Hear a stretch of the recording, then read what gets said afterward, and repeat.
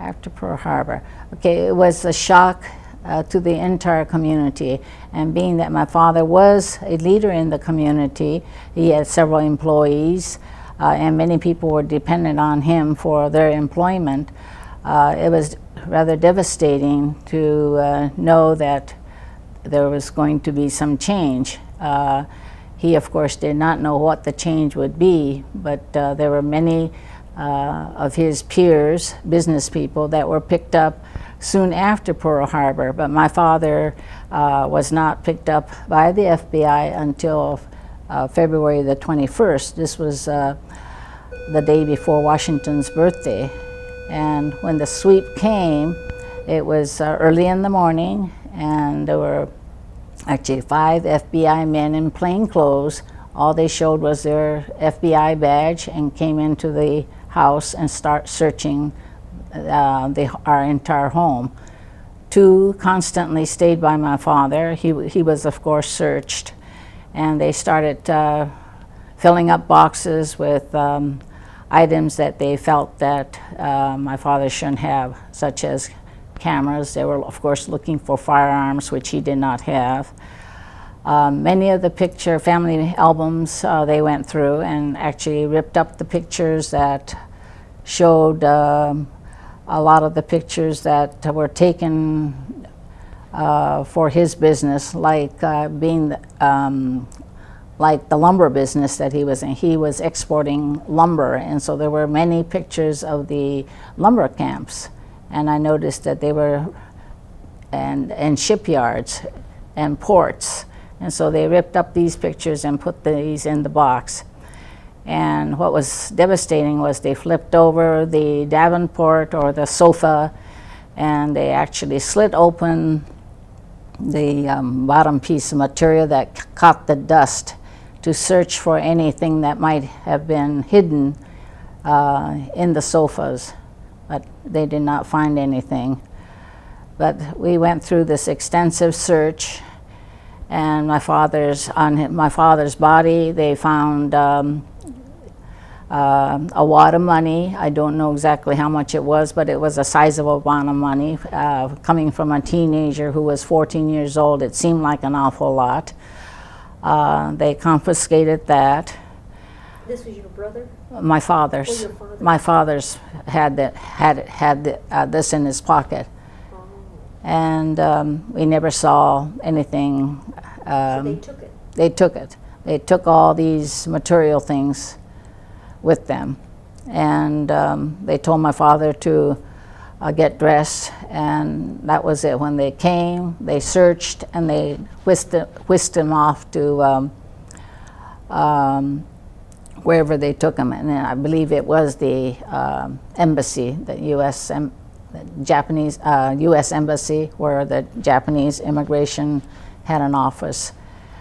Because we did visit my father a week later, and he was behind bars in their clothes, which was not a black and white striped clothes, but it was definitely a uniform that was provided to him.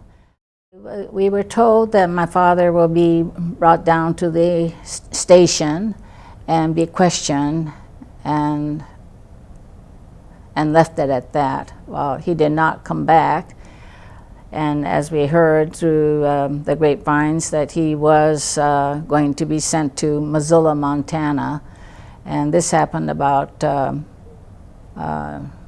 10 days later, because we did see my father a week later. And that was actually a goodbye. And he was sent to Missoula, Montana, where he was put into this federal prison for less than a year, maybe about 8 months. And in the process, during this process, we were, our family was actually sent to the assembly camp and then resettled into the relocation camp in Idaho. And then my father was sent to Lordsburg, New Mexico, which was another move for my father. Not being the best student, I really had no idea where he was located, but we knew that he was in some federal camp. And we had letter exchange, but there were very few. The few letters that we received were censored. Sometimes they were razor cut with holes in it. It was like a lace. And then sometimes it would be black, black inked, so that we could not see the words. But we would have a consolation by saying that, well, at least Dad is alive. It is his writing, the few words that were left in the letters. And so we had to pacify ourselves that we listened to the government, whatever they had ordered us, so that we would be at the best behavior, so that we would not incur more suspicion, and wait for the next orders to come so that the family could move on to the other camps. I was 14. I had two younger brothers Bob was 12, and my youngest brother was 8 years old. And so in a way, I became the head of household, and whatever information that came through, it was of course in English. They never had such things as bilingual, so I had to word for word explain this to my mother, who we did the best we can to prepare ourselves and try to sell whatever we can. And I think as a child of that age, I remember very vividly how we sold my piano for $15, and I remember an Italian family who lived 2.5 blocks north of us purchased it. We rolled it down the driveway and rolled it up the street so that it wouldn't have to go up and down the curbs. And this is the way by piece, we let go of some of the things that we were able to sell, but they were of very minimum value. But of course, if we didn't exchange it for some cash, it would have been left, and there would have been nothing left anyway. So it was a very chaotic time that I don't remember a lot of the details. So there were such incidences where we were really trapped in many ways. And the store too, I have some pictures to support it, but the company owned about 5 cars. Even our family car was written or bought in the name of the store, so that when it was sold, all that money was brought to taken over by the alien property custodian. This business, the export and import company, and in the meantime there was another market that was developed, a big supermarket. It was the largest one that any Japanese owned at that time, and that too was all confiscated by the government. So your father lost everything? My father lost everything, and so I can understand why this was one of the reasons why my father chose to go back to Japan. In later years, it did affect all of us in the exchange of the prisoner of war exchange. Well, we were told we were put on a train from the assembly center, and I clearly remember on the train the MP would tell us to pull down the shades, and they didn't want us to be looking outside the window. And we were transported this way, and it was 2 days and a night before we arrived to Idaho camp. After we got off the train, again we boarded a bus and we were bussed into this Minidoka camp. And of course it was a devastating sight. Coming from Seattle, where it was so green, this Idaho was a very dry, flat land with nothing growing actually. It was really a barren, very dry, and being that it was August, it was a very hot, dusty, it's a very unwelcome kind of a place. But then you end up saying, well, we're not the only ones. When you look around you, they were all Japanese and Japanese Americans who were all there in the same boat. So you somehow manage to pick up your courage and do what you're told to do. And that was my mother's policy: do what you're told to do, be a good sport, and we won't get into further trouble. And so this is how we managed our days.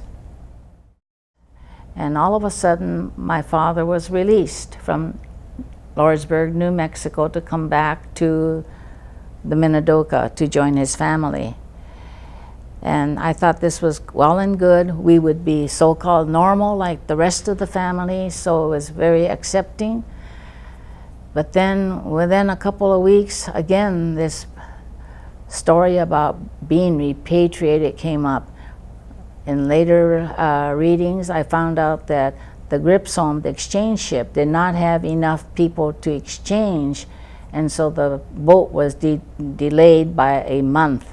And in the meantime, there was this pressure to get more people to exchange. Apparently in Japan, they had a lot of Americans who wanted to be exchanged. But in the United States, they did not have the true called prisoner, the soldiers, to exchange. And so they were trying to get us in the camps who volunteered to go to be in the exchange. And so I'm sure there was a certain amount of coercion that was taking place. And all of a sudden my father said that, well, I think the best thing, we had a family meeting, and my father said it would probably be best for all of us if we all went back to Japan. We have the two grandmothers, a maternal and paternal grandmother, and I had an older brother who was left in Japan for his education. And we had our family all divided. So my father said, and was concerned that my brother, who was now going to soon turn 18, would volunteer into the Japanese army and maybe be used for the Kamikaze. And so his mind was going wild too, and he had this imagination that my brother needed him or the family. So your father was trying to go back to keep your brother out of the Right. service. So it was decided that my father or the family would sign up for the repatriation. And of course, the three of us, myself, Bob, and Richard, we had no choice. We had to accompany our parents. Were you able to say anything, or in those days children said nothing? If the Well, parents we decided? really didn't have anything to say. And even if we wanted to, our relatives had their families, and they had enough of their own problems because they lost their homes, they lost their property. And so we never even thought that maybe I can stay with auntie or uncle or whatever. There was no choice. We never even thought of that. Burdened them further. And so it was decided, and all of this happened so quickly because the Gripsholm was only delayed by a month, and they had to make all these decisions in such a short time. And we were sent to New Jersey, where the ship was docked. This is the Gripsholm, the Swedish airliner that was used for this prisoner of war exchange. New Jersey, not the West Coast.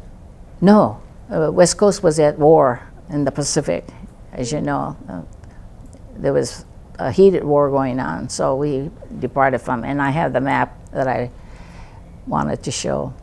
Did any of your friends in camp talk to you about this decision? Or did you not talk to? Well, really, no. The other friends were not aware at all about what was happening in the world. I mean, we were rather ignorant, I think, without the TV, and our limited knowledge of the media was just really stunted our growth, I think, and we were not too well aware of what was happening in the world. And so I don't feel I got a lot of sympathy, and none of my friends had lost their fathers. I mean, they didn't understand. So this is why I had a hard time kind of relating or sharing my experience with them. So we did go to New Jersey, and I noticed that we were all assigned to rooms, but pleasantly, because Gripsholm was a cruise ship, or was a luxury liner, it was rather pleasant. And we had waiters with a towel on the wrist, and we really had to watch our manners because they were so courteous and treated so royally. And I found out that on an exchange ship, the boat was painted gray, light gray, with a blue cross. Instead of a red cross, it had a blue cross, and this meant that it was a neutral ship, or the country was neutral. And so it was kind of hands-off to the Allies or the Axis. Do you recall how many people were being exchanged? I can't give you the exact number. Was the whole ship just Japanese Americans or people being exchanged? Pretty much, Okay. Between the two ships, there, I got the figures later, there were about 345 minors. So this is 21 and younger. There were that many children that were involved in the redress later on. And where did the ship go? But let's see now, at New Jersey, the Canadians joined us. The Canadian Japanese joined us. This is the way they had to gather from different parts of the United States. And when we went, from there, we went to Rio de Janeiro, Brazil, and Montevideo, Uruguay. I was learning my geography. And then we crossed over down through the Cape, and the exchange took place in India, Goa, India. And this exchange was very interesting because we suddenly saw the difference. The Japanese troop ship was waiting there with the American prisoners. And I remember from the day before, we had to pack, get ready, because they had to clean for the exchange program. And what happened was we were all told to leave the ship and go on the wharf and wait as the Americans got off the Te Amaru and marched on to the Gripsholm. After they transferred over, we marched over to the Te Amaru. And Te Amaru, being a troop ship, it was very crude, rustic. The meals were it was very humble, to say the least. It was a bowl of rice with little black dots, and being that my younger brothers were miners, they were very curious, and as they inspected it, they found that it was infested with rice worms. In the evening, we were served buns, just one roll of bun, and again we looked at it, and we saw little black dots, and these two were infested with the flour bugs. And we had very little food. The difference of the food that was served to us was extremely different. And that alone told us that Japan can't be doing too well, because our treatment was quite different. So until we arrived in Yokohama, after a couple of stops, it took all told 86 days. 86 days. Okay, the girls I went to an all-girls school, and it was kind of privileged because mandatory education was up to the 8th, and of course, my mother and both my parents were high school graduates, even for their age group, so I was encouraged to go on to school. And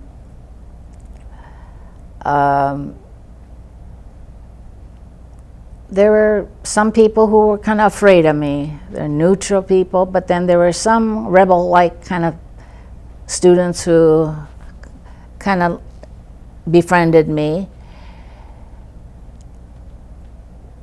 But it was a game, and I knew it was a kind of a game, and I had to play the game very carefully because inside my heart I was American. I knew what it was like. I knew Japan was going to lose the war because of the material resources were all gone. People were starving, And they came around in the neighborhood collecting metal, and people were giving up their wedding rings for the metals that they were coming around to collect. And so it was a pretty sorry state.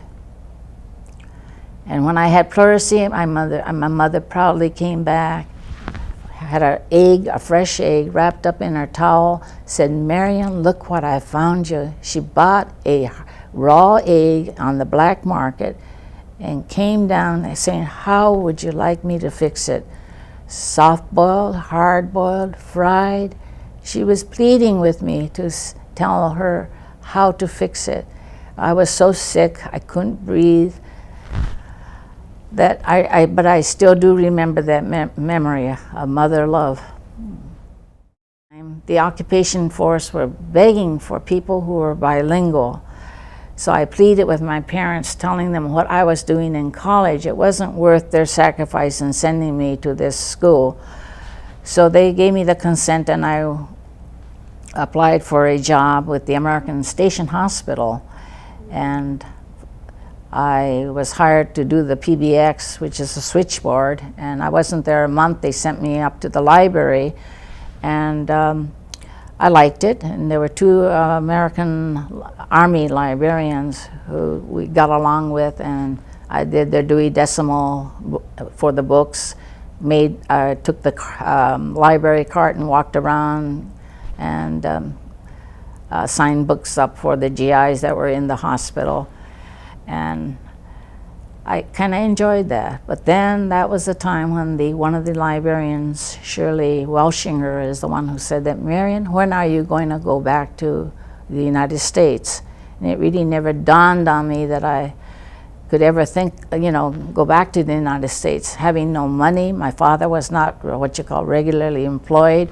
But anyway, first things first, my father did take me to the Kobe consulate, and I did surprisingly, readily got my passport. They issued me a passport. A Japanese passport? No, American passport. I went to the U.S. And so without any problem, I got the passport. And Shirley Welshinger said, "Marion, if you can't find a way to go back to the United States, I want to send you to my mother."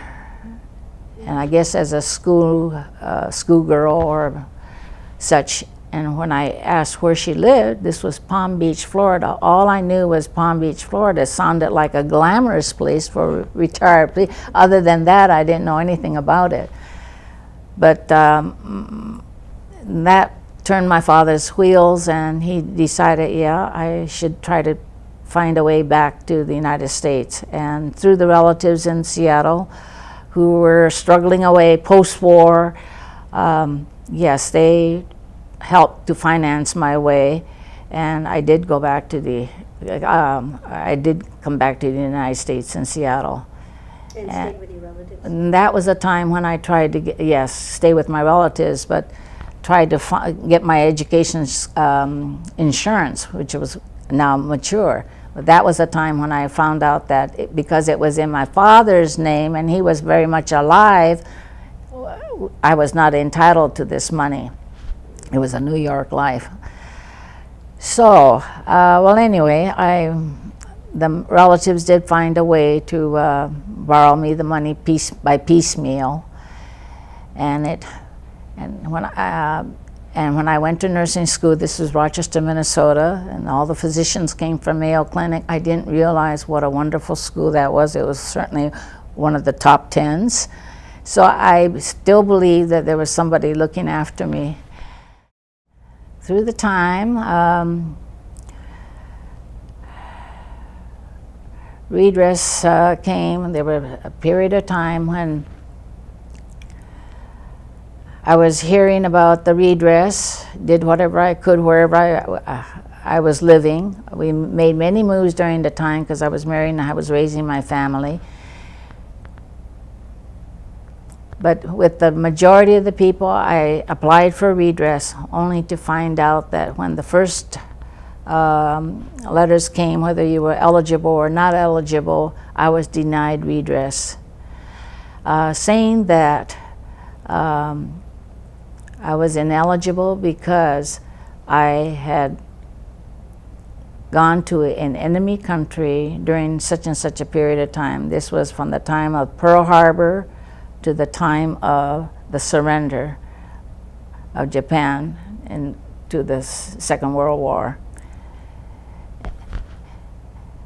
And so I probably, for the $20,000, it just seemed like an awful lot, but still it seemed like an awful lot of work. But my son was in the legal studies at Berkeley at that time, and he's quite articulate, and I thought, well, you know, he'd make a good lawyer, so we certainly supported him. But he was so upset with me for not fighting. He said, it can't be, you're a minor, you were a minor, so you shouldn't be allowed in it and fit into this category. So he probed into the Bay Area legal people, the Asian Law Caucus and the NCRR, which is the National Coalition of Redress and Reparation. They were very helpful, but then you can only push us so far. I worked it through the JCL in Florin, but I wrote to Bob Matsui, Ellen Cranston, Feinstein, Boxer. So I really practiced all that was taught to me during the course of my life.